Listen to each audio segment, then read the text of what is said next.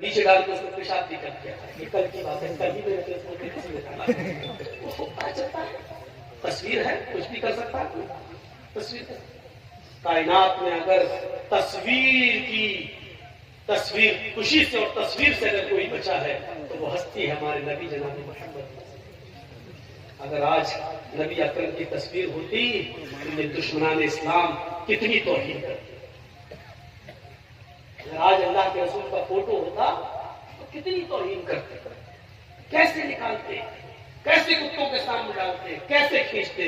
अल्लाह तेरा शुक्र है कि तूने हमारे नबी जनाब मोहम्मद रसूलुल्लाह सल्लल्लाहु अलैहि वसल्लम को दुश्मनान इस्लाम की इन भयानक चालों से तूने महफूज करवा। तो मेरे भाइयों, श्रीमद् भागवत गीता के अध्याय 6 और मंत्र नंबर 10 देखिए।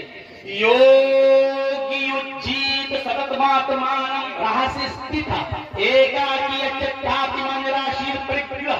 इसमें पहले ही शब्द योगी आया, लेकिन आप लोग यूपी वाला योगी मत समझो। ये श्रीमद् भागवत गीता वाला योगी है और यूपी वाला योगी नहीं है, ढोंगी है। दोनों में फर्क है। योगी उज्जीत सततमात्मानं रहस्य स्थितः। ईश्वर की जब पूजा करो तो योगी बन जाओ। योगी योगी उज्जीत सततमात्मानं रहस्य स्थितः। ईश्वर की जब पूजा करो तो पूरे शरीर का योग करो। पूरे शरीर का योग सिर्फ नमाज में होता है। देख लीजिए आप करके। हिंदू धर्म में क्या होता है, मूर्ति के सामने खड़े हुए ओम नमः शिवाय, सिर्फ गर्दन का योग हो रहा है बस, पूरे शरीर का नहीं। पूरे शरीर का योग अगर देखना है तो आओ नमाज में। देखिए ये हाथ हिल रहे हैं, अल्लाह, ये हाथों की एक्सरसाइज, पॉजिटिव रेजिस दौड़ रहे हैं। फिर आपकी गर्दन सजदे की जगह पर, सर्वाइकल का सबसे बेहतर इलाज। लेकिन ऐसा ना, ऐसे करेंगे आप नमाज पढ़ना, घड़ी देखेंगे, इमाम साहब सूरह बकरा पढ़ना शुरू कर दिए, आप घड़ी आप ऐसा अल्लाह। अब देखिए आप नीचे सजदे की जगह पर आप रहिए, 1 मिनट खड़े रहिए। ये गर्दन की एक्सरसाइज, सर्वाइकल का बेहतरीन इलाज। आर्थो स्पेशलिस्ट से पूछिए जो हड्डी के डॉक्टर हैं, ये इलाज। अल्लाह अकबर कहकर रुकू में जाइए। हड्डी, रीढ़ की हड्डी इतनी सीधी कर लो कमर कि पानी का भरा हुआ प्याला या बर्तन आपकी पीठ पर रखा जाए तो गिरे नहीं।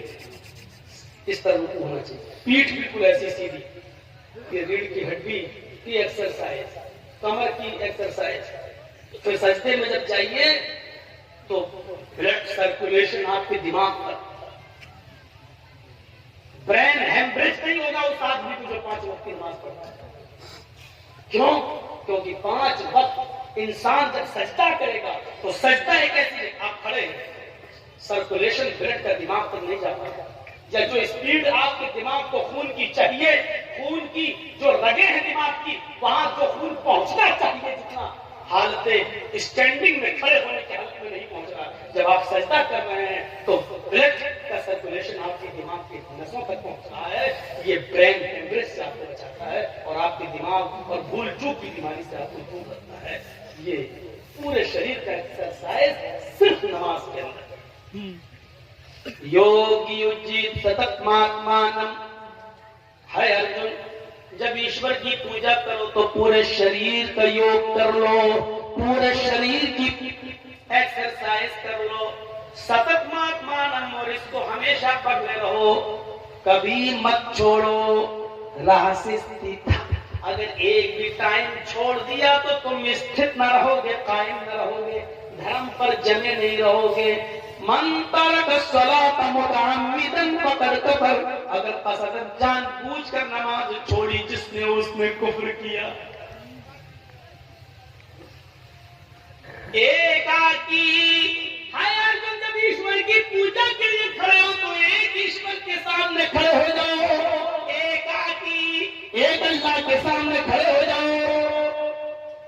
यत्तात्मा, और अपनी आत्मा को उसी की तरफ लगा दो, पूरा दिमाग उसी की तरफ लगा दो। देखिए अल्लाह, पूरा दिमाग को ही करना चाहिए, ऐसे ऐसे नहीं। यत्तात्मा, अपनी आत्मा को उसी की तरफ लगा दो। यत्तात्मा, निराशीर, सबसे निराश हो जाओ, सबसे नाउम्मीद हो जाओ, लेकिन ऊपर वाले से निराश मत होना, क्योंकि उसी के सामने खड़े हो, वो तुम्हें सब कुछ देगा, परिग्रह वही तुम्हें देगा, वही तुम्हारी झोली भरने वाला है। सबसे निराश हो जाना, लेकिन उससे नहीं। हृदय नमः, जब खड़े हो तो अपने हृदय सीने पे हाथ रख लेना। हिंदू भाइयों रख लेते हैं, आपने देखा होगा, हृदय ये सीने पे हाथ रखना, सीने पे। हम लोग भी सीने पर रखते हैं, बहुत से लोग नमाज पढ़ते हैं तो नीचे भी रखते हैं, अपना अपना है कर रहे हैं। ये दौर नहीं है किसी के खिलाफ बोलने का। इस वक्त हमें और आपको सबको एक प्लेटफार्म पे आने की जरूरत है। ये मौका नहीं है मसलकों के झगड़े में उलझने का। बहुत लड़ चुके हैं हम और आप, अब अल्लाह के वास्ते प्लेटफार्म पे आ जाइए। अपने आपसी झगड़े छोड़कर, यूपी में फार्मूला इस्तेमाल किया जा रहा है, मुसलमानों को आपस में लड़ाया जाए। अल्लाह करे कि यूपी वालों को बंगाल वालों की तरह फैला जाए। अल्लाह करे कि यूपी वालों को बंगाल वालों से इबरत मिल जाए और बंगालियों से कुछ सीख कर एक प्लेटफार्म पे आ जाए। अगर वहां एक हो गए तो इंशाअल्लाह सेकुलर पार्टियां मिलती है, और अगर हम बट गए तो मैंने कभी कहा था कि तुम तो राजा नहीं बन सकते मुसलमानों, तुम तो राजा नहीं बन सकते, लेकिन हकीकत ये भी है कि तुम्हारे बिना कोई दूसरा भी राजा नहीं बन सकता है। अगर तुम अपनी ताकत को पहचान लो, तुम अपनी ताकत को पहचान लो। वहां बांटने की कोशिश की जा रही है, बंटवारा किया जा रहा है, मसलकों में भी बांटने की कोशिश की जा रही है। अल्लाह ताला हम तमाम मुसलमान भाइयों को एक प्लेटफार्म पे कायम करे। इस दुआ की कोई ऊपर बांधता है, कोई नीचे बांधता है, लेकिन हृदय, कृष्ण जी क्या करते हैं, सीने पे हाथ रखना। नमा, सर सजदे की जगह पे झुका लो, नमा, सर नीचे झुका लो, हृदय नमा। और उसके बाद क्या पढ़ो, महिदेवस्य सवितु परिष्टुति वसुर्दयमाना नय सुपथराय आसमान। मंत्र भी देखिए, अपने हाथों को सीने पे रख लो, हिंदू ऐसे रखता है, हम लोग ऐसे रखते। नमा, अपनी आंखों को सजदे की जगह पर नीचे झुका लो। उसके बाद ये मंत्र पढ़ो, मही देवस्य, मही महान है, देवस्य हमारा देवता, महान है हमारा वो देवता, सवितु जिसके लिए सारी की सारी, सवितु सब, परिष्टुति प्रशंसा है, तारीफ है, महान है हमारा वो देवता जिसके लिए सारी की सारी तारीफ है। हम लोग क्या पढ़ते हैं, अल्हम्दुलिल्लाहि रब्बिल आलमीन, तमाम तारीफें उस अल्लाह के लिए जो दोनों जहान का पालने वाला है। देख रहे हैं आप, मंत्र को देखिए, कुरान की आयत देखिए, दिल से ये शेर निकलता है, कौन कहता है हम तुम में जुदाई होगी, कौन कहता है हम तुम में जुदाई होगी, ये हवाई तो किसी दुश्मन ने उड़ाई होगी। हिंदू भाइयों, इस्लाम के अध्ययन करो, इस्लाम की शीतल छाया में आओ। जैसे हमने तुम्हारी किताबें पढ़ी, तुम हमारे कुरान को पढ़ो, नबी के फरमान को पढ़ो, तुम्हें बहुत कुछ सीखने को मिलेगा। कौन कहता है हम तुम में जुदाई होगी, ये हवा तो किसी दुश्मन ने उड़ाई होगी। हाँ, हम थोड़ा सा ये चेंजिंग करके ये कह सकते हैं, अगर वो शायर जिंदा होता तो मोहब्बत चाह लेते, क्षमा मांग लेते। उसके शेर में थोड़ी सी चेंजिंग करता हूँ, कौन कहता है हम तुम में जुदाई होगी, ये हवा तो योगी और मोदी ने उड़ाई जुदाई होगी। यही लोग तो चाहते हैं कि हम लोग एक हो। हम और आप एक हैं, भाषाएं बदली हुई हैं लेकिन शिक्षा एक है। कृष्ण अर्जुन से कह रहे हैं, इसके बाद ये मंत्र पढ़ो, बसु दयामाना, वो बड़ा कृपालु और दयावान है। हम क्या पढ़ते हैं, अर्रहमान अर्रहीम, वो बड़ा मेहरबान इंतहाई रहम करने वाला है।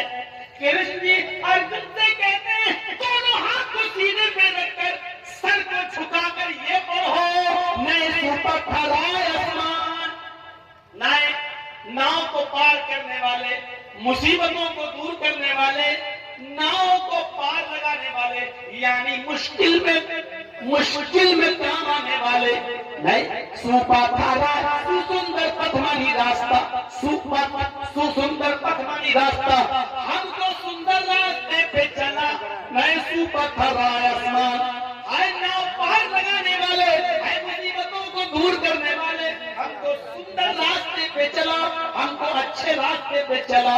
हम क्या पढ़ते हैं,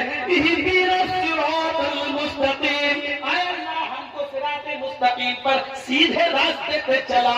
मेरे भाइयों गौर करो, कृष्ण भी जो चीज बता रहे हैं वही मोहम्मद रसूलुल्लाह ने हमें और आपको बताई है। इसके बाद कृष्ण जी क्या कहते हैं, पंचम समय कर्तव्य है। अर्जुन ये पूछा, ये साधना, ये योग, ये नमाज तुम 5 बार पढ़ा करो दिन भर में, पंचम समय कर्तव्य 5 बार किया करो। हम स्वयं कर्तव्य मैं खुद 5 बार करता हूँ, मैं खुद 5 बार करता हूँ। मृगचरण अगर पवित्र धरती न मिले, जमीन पाक न हो, तो उस पाक जमीन नापाक जमीन हो, जमीन पवित्र न हो, धरती पवित्र न हो, तो मृगचरण, मृग मानी हिरण और चरण मानी चमड़ा, हिरण के चमड़े को बिछा लो, हिरण की खाल को जाए नमाज बना लो और उसके ऊपर ये साष्टांग करो, उस पर ये पूजा करो, उस पर ये योग कर लो, यानी जमीन पाक होनी चाहिए। और अगर पाक ना हो तो हिरण की खाल बिछा कर नमाज पढ़ो। इससे ज्यादा क्या हो सकता है, ये इस्लाम है। और इसीलिए कहा, जो इस्लाम को छोड़कर कोई दूसरा रास्ता अख्तियार करेगा वो कबूल नहीं किया जाएगा। दूसरी चीज बताई, वो अन्ना मोहम्मद रसूलुल्लाह, मोहम्मद अल्लाह के रसूल हैं। तौहीद के साथ दीन रिसालत भी जरूरी है। आइए जरा मोहम्मद रसूलुल्लाह को देखें, हिंदू धर्म की किताबों में, अपने भाइयों की किताबों में हम तलाश करें। पहले एक जहन बना लीजिए, दुनिया में जितने भी धर्म हैं, इंपॉर्टेंट चीज, जितने भी दुनिया में धर्म हैं, उन धर्मों के अंदर उस धर्म के महान पुरुष को महान पुरुष नहीं रहने दिया है, इंसानियत से निकालकर भगवान का दर्जा दे दिया है। आइए देखते हैं, सिखों में देख लीजिए गुरु नानक, लेकिन गुरुद्वारे में चले जाइए लिखा होगा नानक भगवान, इंसान नहीं रहे। जैनियों में चले जाइए महावीर जी, उनके मंदिर पे लिखा होगा महावीर भगवान। गौतम बुद्ध के पास चले जाइए, और नेपाल में लुम्बनी में उनका बहुत बड़ा मंदिर बना हुआ है। मुझे जब प्रोग्राम हुआ था नेपाल में, तो वहां के लोग घुमाने के लिए ले गए, देखा लुम्बनी में वो गौतम बुद्ध जिनकी एक पत्नी थी, वो गौतम बुद्ध उस पत्नी से जिनका एक बेटा पैदा हुआ जिसका नाम राहुल था, शादीशुदा जिंदगी गुजारने वाला वो बुद्धा अचानक दुनिया की जिंदगी से परेशान हो जाता है और सच्चाई की तलाश में अपनी बीवी और